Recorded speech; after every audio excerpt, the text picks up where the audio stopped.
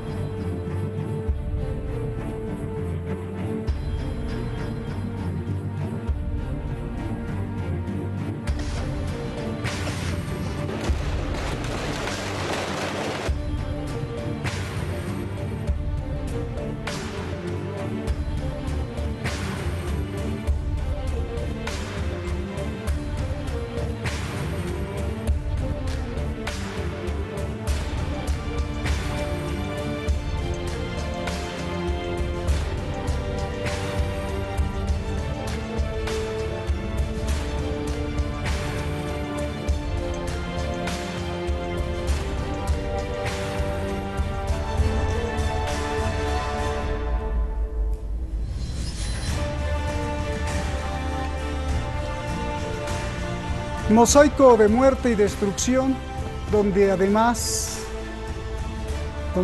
todas las potencias han metido las manos, por no decir las manotas. Mosaico de sangre y destrucción.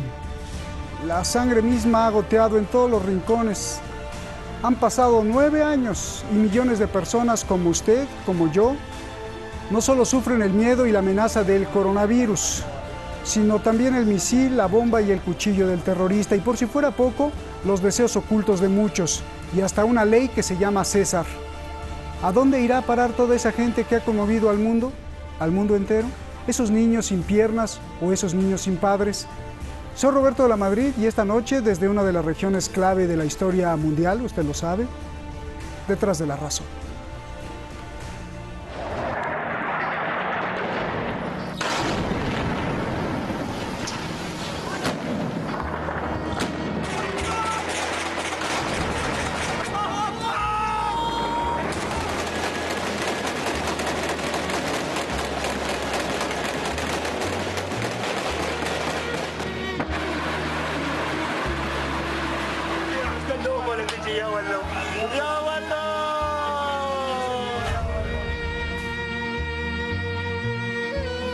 Siria. 9 años de guerra. Más de 1 millón de muertos y heridos. El país destrozado y más de la mitad de familias sin casa.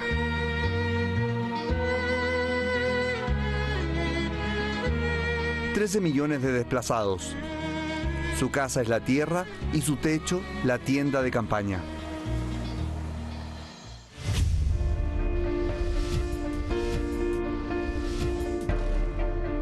Rusia, Turquía e Irán se reúnen virtualmente como parte del Acuerdo de Astaná.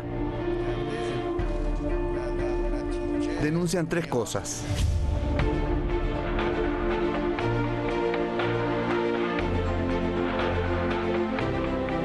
Rechazan la ley César que impuso Donald Trump para asfixiar al gobierno sirio e impedir que reconstruya el país. Trump acusa al presidente Bashar al-Assad de asesinar y torturar al pueblo.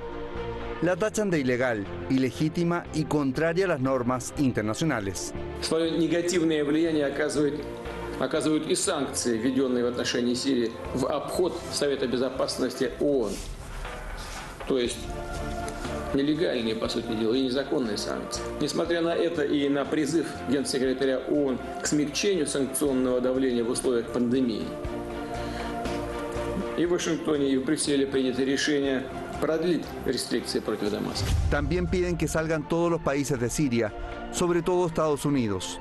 Acusaron a Israel de violar la soberanía de Siria con ataques aéreos y de atizar la tensión en toda la región. در آغاز بر اصول اساسی و تغییر ناپذیر مشترکمون در موضوع سوریه یعنی لزوم حفظ یکپارچگی و تمامیت ارضی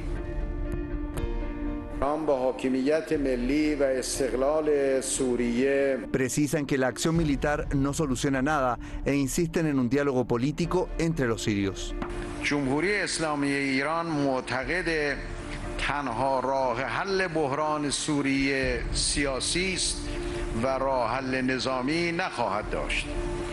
همواره از گفتگوهای سوری حمایت می‌کنیم و بر عزم خود برای مبارزه با تروریسم داعش و القاعده و سایر مجموعه‌های ذیل اونها. El proceso de Astana comenzó en 2017. Es una iniciativa de Rusia, Irán y Turquía para buscar la paz duradera en Siria. La policía de Italia acaba de hacer la incautación más grande del mundo de la droga fenetilina. Iba escondida en cilindros de papel y metal. Son 84 millones de pastillas. ¿Sabe de quién era esa droga? Del grupo terrorista Daesh. Provenía de Siria para ser vendida a todo el mundo. Los terroristas dan fenetilina a sus sicarios a la hora de la batalla. Produce euforia. ¿Y sabe cuánto valía este cargamento? 1.000 millones de euros.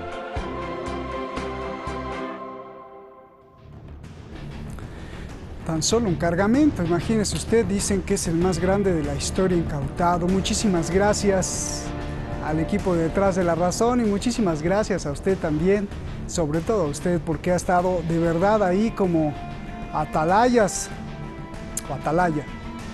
¿Por qué? Porque nos han censurado, pero la presión ha hecho que, pues, YouTube nos regrese todos los videos. Gracias.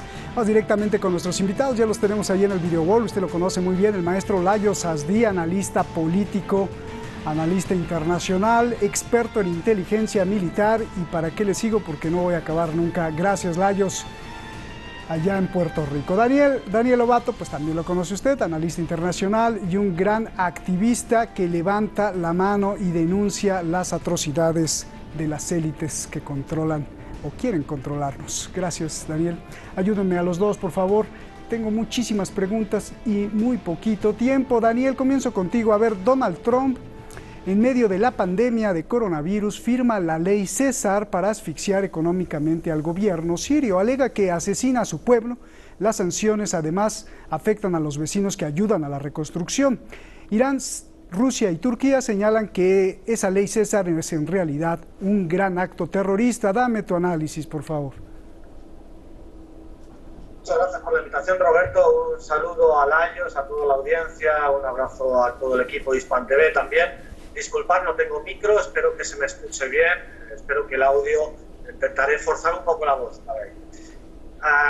Bueno, las sanciones César, o ese nombre que le da Donald Trump, la ley de protección civil César, lo que está destinado es precisamente a lo contrario que dice ese nombre, protección civil, que es a provocar la hambruna entre todas las personas comunes sirias. No va a conseguir derribar al gobierno sirio, ha demostrado una enorme resistencia al gobierno sirio después de 10 años de guerra impuesta desde el exterior. No se puede hablar nunca de una guerra civil en Siria, sino una guerra externa por agentes externos. Y bueno, las sanciones César, que son un escalón más de terrorismo económico, no lo digo yo, lo dicen relatores de la ONU, que las sanciones en tiempo de pandemia son genocidio, relatores de la ONU, es decir, no un activista como yo, ¿no? Entonces, son un producto del lobby de la guerra de Estados Unidos y de Qatar, no lo olvidemos. Recordemos a la qatarí Al Jazeera con programas en televisión haciendo llamados al asesinato, al genocidio de los alawíes. Ya sabemos que se denomina al gobierno sirio el régimen alawita porque Bashar al-Assad es alawí, cuando las grandes cantidades de soldados, de ministros, etcétera, pues son de otras confesiones, suníes, cristianos incluso, etcétera, ¿no? Entonces, el lobby de la guerra de Estados Unidos y de Qatar, en base a un agente, supuesto agente sirio llamado César en clave, que sacó centenares de fotografías, supuestas fotografías en 2014 de Siria, de las cuales han demostrado más de la mitad que ni siquiera son de personas torturadas ni nada, sino que son propios soldados muertos del ejército sirio.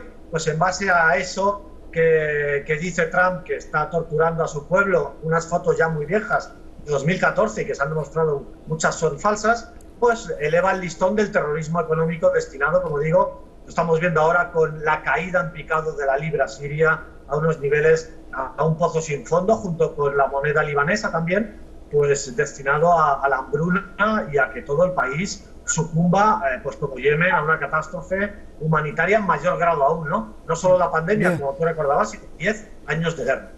Bien, Layos, bueno, no obstante, Donald Trump dice que no es contra el pueblo sirio, sino es contra solamente las sanciones contra pues, el presidente y los funcionarios del gobierno sirio. La ley César que firmó Trump lleva el nombre de un militar, como lo decía Daniel Lobato, desertor del ejército sirio que obtuvo pruebas de los crímenes y torturas ejecutados por el gobierno sirio, de más de 50.000 fotografías que han llegado incluso a la Corte Penal Internacional, esa misma que también Donald Trump pues la amenaza. Yo te pregunto, Layos, esta es una de las bases de Donald Trump. Explícame si con tan solo la acusación de un hecho aún no juzgado puede actuar el presidente de Estados Unidos con una ley extraterritorial que además no pasa por el Consejo de Seguridad de la ONU. Por favor.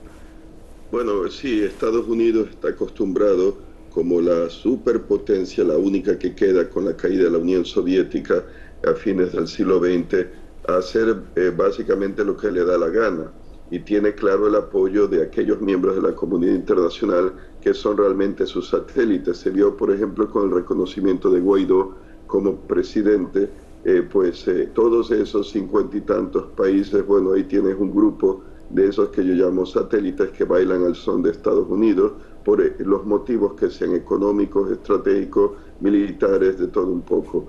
Y es propaganda, o sea, como dijo Daniel muy bien, esas fotos pues fueron presentadas por alguien que trabajaba para la causa de Estados Unidos en 2014, que sigue todavía esa causa, que es de destruir al Estado sirio. No pudieron tumbar al gobierno sirio. Hubo la famosa operación Tormenta o con Volcán de Damasco, en que mataron a miembros del gobierno y era como un intento de golpe, fracasaron. Al no poder tumbar al gobierno, la idea era destruir, fragmentar, hacer pedazos e inviable al Estado sirio. Entonces, esto es parte de eso.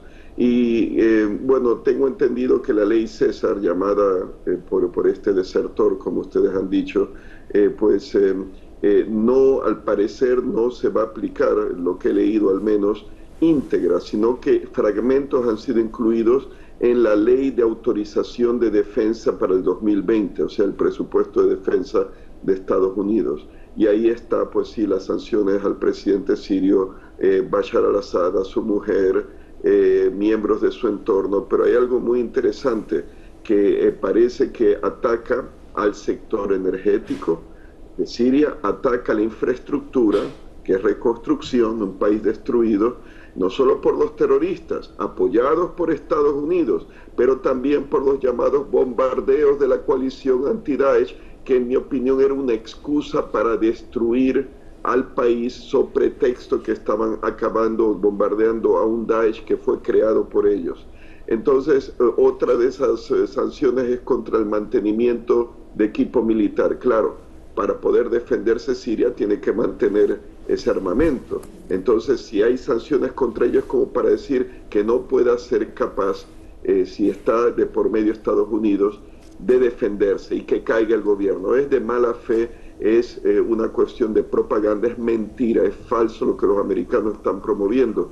Y ha habido otros casos, esa historia de atribuir fotos que no correspondían, se ha visto en la Segunda Guerra Mundial, etcétera, que acusaban a un bando de haberlo hecho, cuando al parecer eran fotos capturadas de lo que el bando derrotado había cometido, o sea que no es nuevo. Y esas fotos incluso se pudieron haber hecho en centros de tortura de la CIA, por ejemplo, o en Afganistán, en centros de detención americanos, como la base Bagram. Yo aquí me lo estoy inventando, pero ellos tienen tantas cárceles secretas y han sido tan sádicos en sus modos de tortura, reportado por la prensa misma americana, en el caso, por ejemplo, de Afganistán, que eso, o cárceles saudíes, cárceles o de Saddam Hussein, víctimas de Saddam Hussein. O sea que realmente carecen de credibilidad todas esas fotos hasta que sean verificadas por alguien imparcial. Y si la Corte Penal las toma como seguras, Dios mío, entonces quiere decir que la Corte Penal la tienen en el bolsillo los americanos, aunque se quejen que les están investigando de crímenes,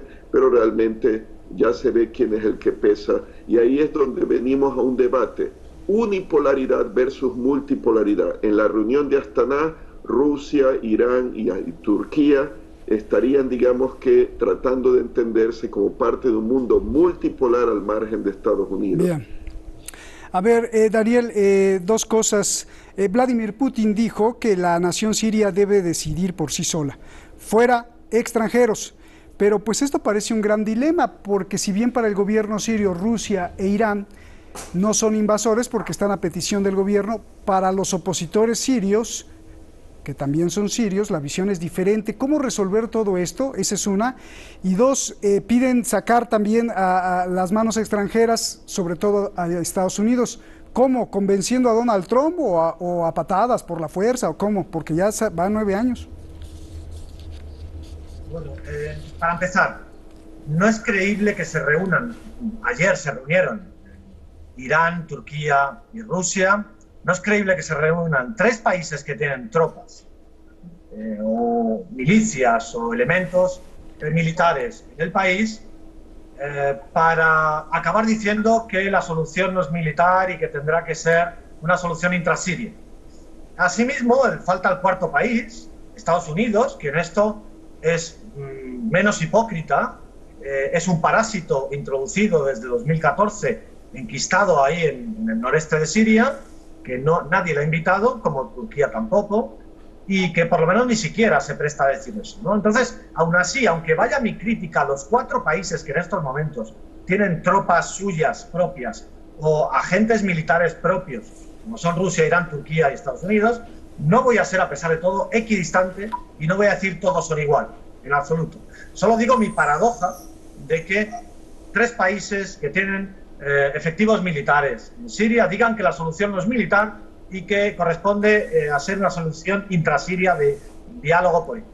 Eso por un lado. Entonces, mira, desde que empecé a colaborar con vosotros con Hispan TV a mi vuelta del norte de Siria en 2015, yo siempre he afirmado que el mayor virus, el mayor agresor del país sirio es Turquía, en primer lugar. Por supuesto, Estados Unidos, Israel, Qatar, etcétera, todo ese lobby que hay detrás, pero el mayor actor protagonista de la catástrofe en Siria es Turquía. Ha sido el que ha permitido el paso de mercenarios, el que los ha pagado, el que los ha suministrado armamento, el que los ha curado en hospitales turcos y los ha vuelto a poner en circulación, el que ahora hace lo mismo en Libia, porque tiene 3 intereses. Uno, recuperar cierto espacio otomano. Segundo, acabar con su problema, entre comillas, kurdo y liquidar, si puede, a todos los kurdos. Y tercero, obtener ventajas geopolíticas en forma de dinero a la Unión Europea con los refugiados, 6.000 millones, etcétera. Bien, una serie de intereses. Entonces, ha ejecutado limpiezas étnicas masivas que han sido autorizadas tanto por Estados Unidos como por Rusia. 300.000 kurdos de Afrin, de Yarabulus, de todo el norte de Siria. Mantiene un container de terroristas en Idlib hoy por hoy, a los que intercambia en Libia, les lleva y les trae por salario en liras turcas. Entonces, yo digo, si esos 4 países se retiran mañana, especialmente los 2 parásitos, Estados Unidos y Turquía, los 2 máximos agresores, en 24 horas el gobierno sirio y los kurdos han acabado con los grupos terroristas de Idlib, de Afrin y Yarabulus, y en otras 24 horas se han puesto de acuerdo para llegar a una solución política, kurdos y Damasco.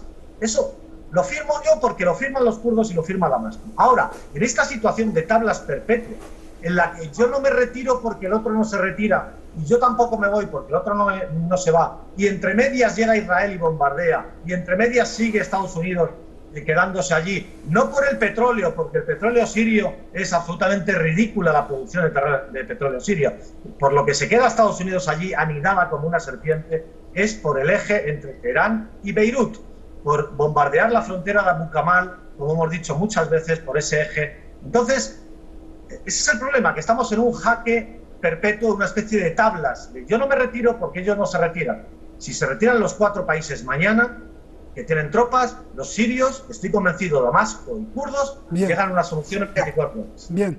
A ver, querido Layos, pues esto que denuncia Daniel, pues uno de los problemas es Turquía, si bien fue garante de la paz el año pasado, no, bueno, desde el 2017, pero el año pasado, pues hasta el acuerdo con Rusia a principios de Turquía descaradamente violó todo, invadió militarmente Siria, lo tiene invadido actualmente en un buen tramo, y el mismo presidente Bashar al-Assad, aquí lo pusimos, lo llamó ladrón y traidor al presidente Erdogan. Entonces, ¿cuál es el papel de Turquía cuando el propio presidente de Siria lo repudia? Por favor. Y es irónico porque Erdogan, antes de la guerra de Siria, tengo entendido que era amigo, tenía buenas relaciones con Bashar al-Assad. ¿Cuál fue el giro? Solo podría pensar que los americanos le prometieron, como dijo bien Daniel, por aspiraciones neo-otomanas del Imperio Otomano. No olvidemos que toda Siria fue parte de los turcos hasta 1918, pues querría quedarse con el norte de Siria, y claro, ahí, como dijo Daniel, pues acaba con los kurdos y se queda con más territorio. No olvidemos que la provincia de Hatay, fronteriza ahora en el Mediterráneo, fronteriza con Siria, eso era de Siria, históricamente, no era del Imperio Otomano, pero era del mandato francés. La antigua Antioquía y Alejandreta ahí están. Entonces los franceses se los cedieron a los turcos, así que no sería sorprendente que los turcos quieran más territorio. Y bueno, en cuanto al petróleo, es cierto, y el gas natural, me imagino lo mismo de Siria, no es significativo, pero claro, se lo niegan a Siria, que al menos lo podría obtener para consumo interno. Los americanos están metidos allí, como saben ustedes. Tengo entendido que hay elementos saudíes que bajo la tutela de los americanos están administrando esos pozos de petróleo bajo control de los americanos en el noreste. Y yo había leído antes que cuando Daesh estaba allí, como bien dijo Daniel, no hubiera habido terrorismo en el norte de Siria si no es por Turquía, no hubiera habido Daesh, no hubiera habido frente al Nusra de Al-Qaeda en Idlib. Eso es por los turcos que los pusieron allí.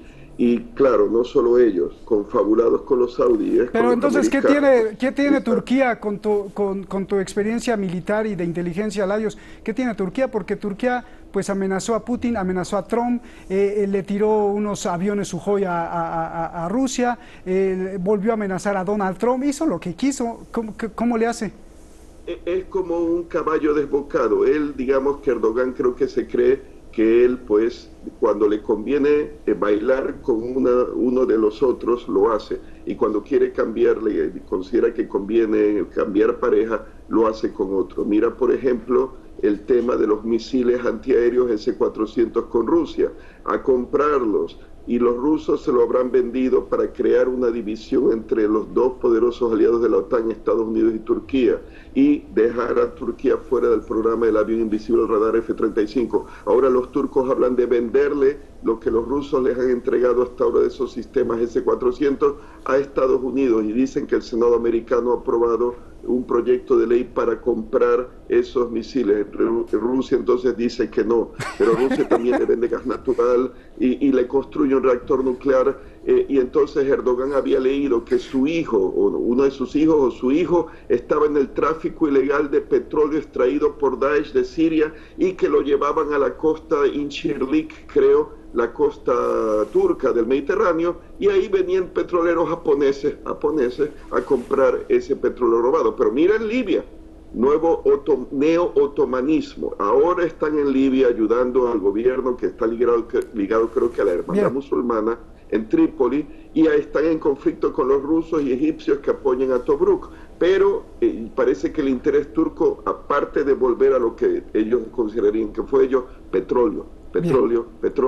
Así que hay numerosos intereses allí de geopolítica, de influencia, de prestigio, y claro, está el aspecto político interno en Turquía, que si Erdogan es derrotado, eso necesita, digamos, que demostrar como que está engrandeciendo a Turquía a niveles. Y lo último, parece que se está metiendo en Yemen, en la región de Hadramaut, en el este, que también hay petróleo, un poquito petróleo en Yemen, pero ahí se está metiendo con apoyo de Qatar, y eso está, como diría Puerto Rico, enfogonando a los de la coalición saudí. Así que ya ves tú. Y eso fue del Imperio Otomano también, norte de Yemen. Gracias. Puerto Rico, un Puerto Rico más bien, no Puerto Rico donde vives. Bien, en el reportaje, Daniel, ya nos vamos rapidísimo. En el reportaje de entrada pusimos algo sorprendente y esto es muy importante. El narcotráfico que hay en Siria vía el grupo terrorista de Daesh, tan solo un cargamento de 1.000 millones de euros. Esta cifra dice mucho, Daniel. Con ello se puede alimentar Siria, sobornar al ejército y a los gobernantes. Para llegar hasta Italia quiere decir que muchos gobiernos están involucrados para dejar pasar todo esto, por mar y tierra, y lo peor, esa cifra parece ser garantía de que el conflicto no va a acabar porque resulta ser un negocio muy jugoso. Dime rápido, en 30 segundos y nos vamos. Lo vimos con Vietnam, lo hemos visto con Afganistán. La cosecha de opio en Afganistán se ha incrementado a niveles récord con la presencia norteamericana en Afganistán. En 2011, cuando se arma la guerra contra Gaddafi por parte de Sarkozy para rivalizar con el petróleo que tenía pactado Berlusconi con Gaddafi, ya los mercenarios que actuaban en Libia estaban todos drogados con éxtasis, con Viagra, etc. Eso es un modelo que se ha transportado en las guerras 4.0 de escenarios. Gracias. Es el nuevo modelo. Gracias, Daniel. Gracias, Bayos. Un abrazo, se nos acabó el tiempo. Cuando usted integra metanfetamina con cafeína o una molécula similar a la cafeína, más bien derivada de la teofilina, pues se produce la droga fenetilina. Y esto ha sido una arma perfecta para los grupos terroristas, de esto que estábamos hablando. Primero porque cuando se la dan a los reclutas, a los criminales y asesinos que están en sus filas, pues se sienten más cómodos al matar y además con mucha más energía. Se ponen locos. Esta arma perfecta, que cuesta de $1 a $2 por pastilla, conocida como el Captagón, es también un arma comercial, pues si no les pagan dinero por su venta, que muchos dealers sí se los pagan, pues entonces le intercambian por armas y el negocio para ellos es redondo. Los narcoterroristas. El asunto es que esto no es nuevo. Con las noticias de la guerra y la política, pues no se le ha dado mucho eco al tráfico de esta droga mágica que se comercializaba con miles de millones de dólares prácticamente desde el inicio de la guerra en Siria. La guerra a base de las drogas mágicas. Buenas noches.